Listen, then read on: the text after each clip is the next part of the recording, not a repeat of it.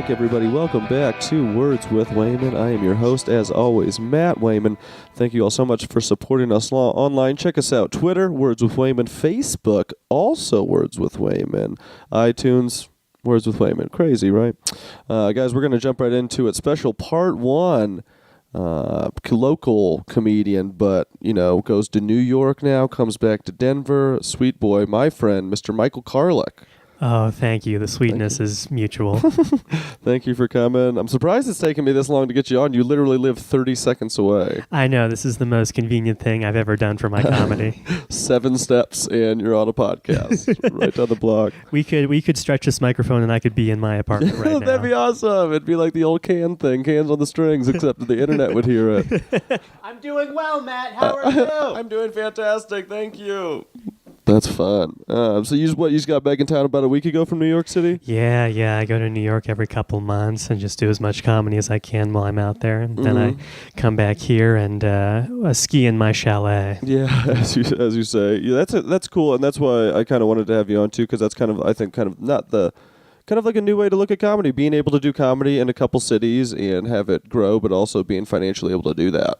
Sure. Yeah, it's a real blessing because I feel like I'm growing while I'm in New York, being exposed to a lot better comedy and a lot different attitude toward comedy. People are so much more oriented toward having a career in this because you see people who are professional writers, they're professional road comics. They're at the top, and it's just so much more attainable out there than it is in Topeka or Seattle or Denver. Of course, because there's a couple different models. People just go on the road a bunch and try to get their name out that way, especially in the South and North, just to get your name out there.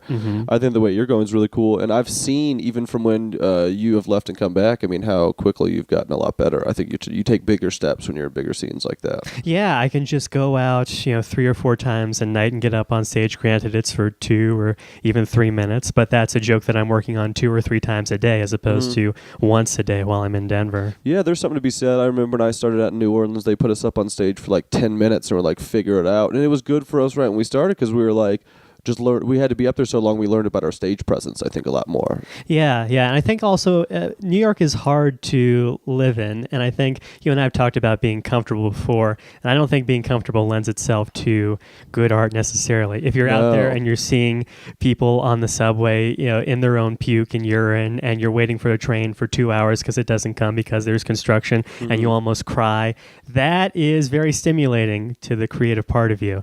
And here, if you're in Denver, you're driving around. It's beautiful weather. Yeah.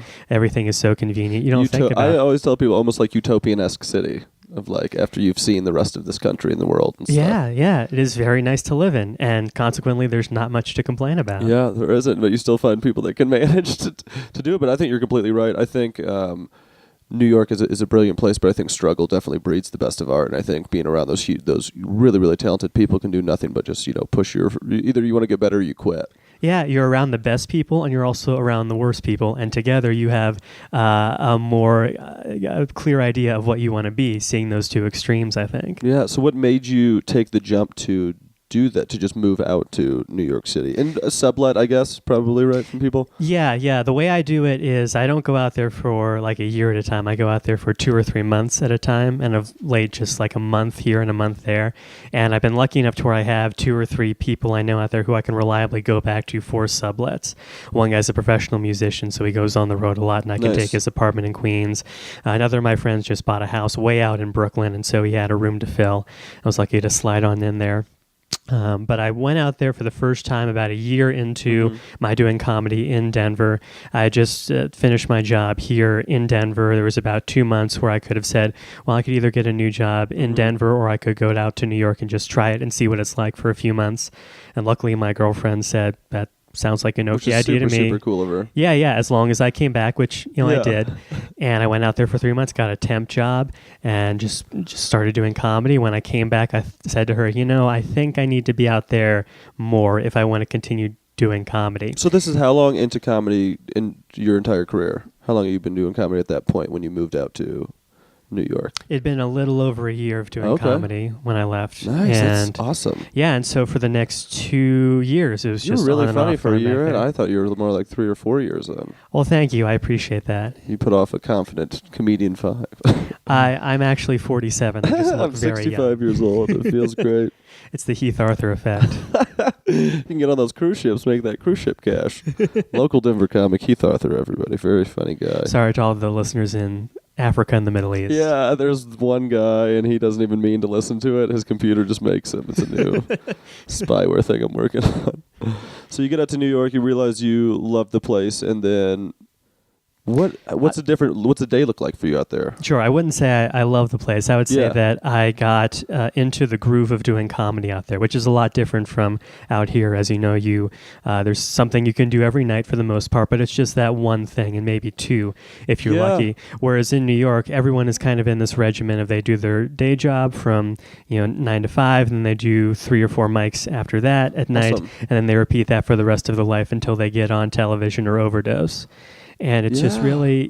it's really easy to do that because everyone's doing that. And I made a lot of good friends out there. The scene is big enough to where if you find your clique and you just fall in with them, you have a good set of friends for the rest of your time doing comedy until something changes in one of your careers that you can't do that anymore. Definitely. Here in Denver and in the smaller scenes, you see the same people more or less everywhere you go. Oh, absolutely. So if you don't get along with them, then you don't get along with the scene. That's true. That's a good point. I haven't even thought about it like that because I talk to so many New York comics all the time. I'm like, hey, do you know this guy? And they're like, no. And there's just so many comics up there, it seems like. Right, and it's different by borough, as weird as it is. It's the same city. It's, I don't know, Queens to Western Manhattan's probably the same distance as Denver all the way across, but it's like going to different cities. There's the Manhattan scene, which is mostly the clubs and the bars where you have to pay or you get a drink to perform at an open mic. And then in Brooklyn and Queens, there's a lot of free open mics there, but they're kind of more spread out. I mostly stuck to Brooklyn and Queens just because that's where all my friends were going. And you could get 3 or 4 minutes and not have to pay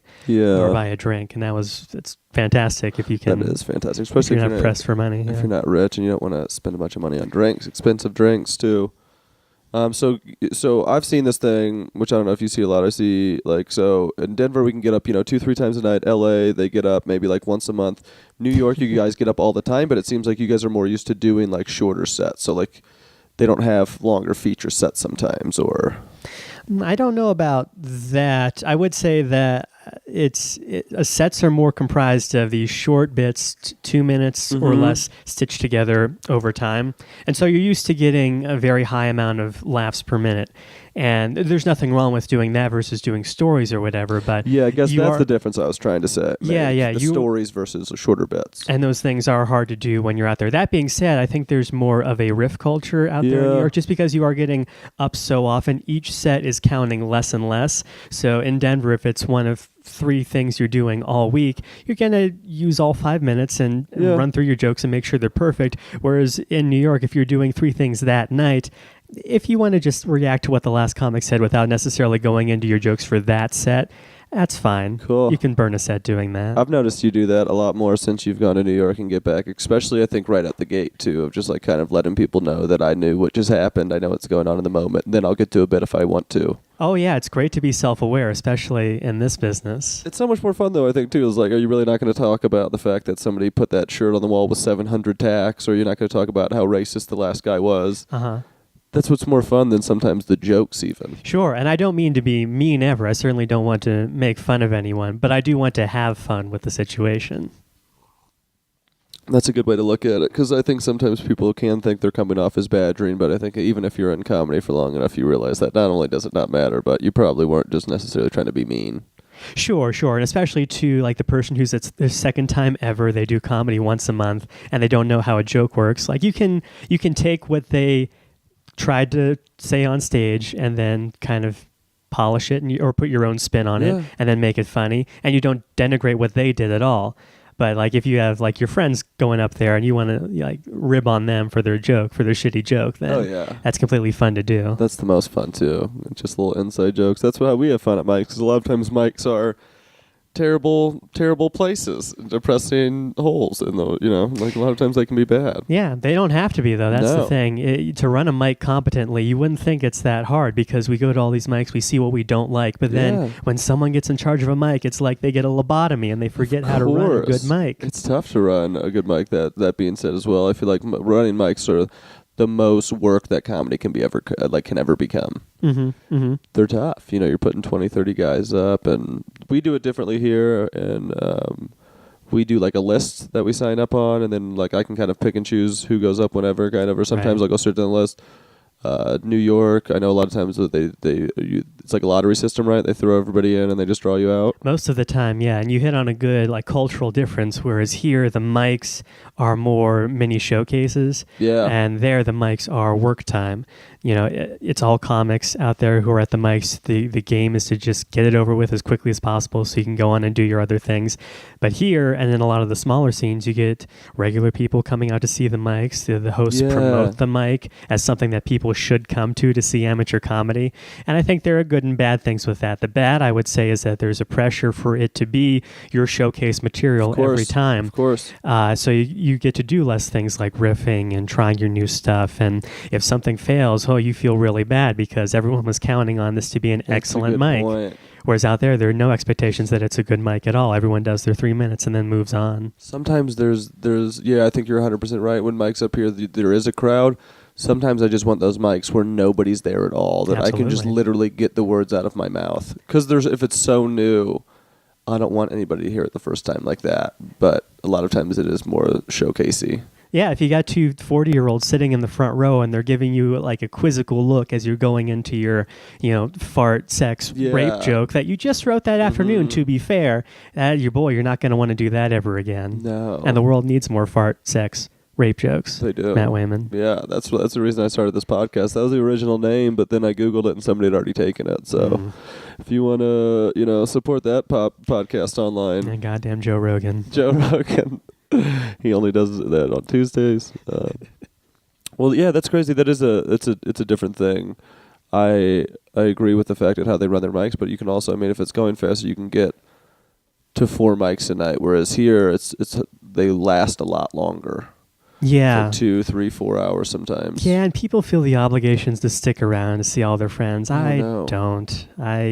I do support, but I also support myself by leaving once I've had enough. If you want to do this as a career, go learn, take what you just knew, what is like fresh in your brain, and go home and just punch that material up or figure out a way to make that joke. Because a lot of times I can tell in my head if it's going to be funny, like right as I say it. A lot of times, you're like, okay, that feels right. And sometimes you need like an audience to back that up. But I feel like for the most part, when I write something now, I can kind of tell if it's going to work or not. Yeah, and that comes with knowing yourself over time, knowing your rhythms, knowing how you're going to say something on stage. And I think I'm just beginning to figure it out. I don't think I'm there yet. I do still need that repetition 2 or 3 times to know if it's going to work. I like your stage presence for the fact that you're smart without coming off above an audience at all. Like you come off as the same man, but people know that you're smarter than them immediately. But I feel like a lot of people that are smarter come off way above people, and it hurts them a lot. Thank you. For those of you who can't see me, I'm wearing an ascot and a monocle right now. He wears this Gap sweatshirt a lot, which is the people's sweatshirt. Everybody.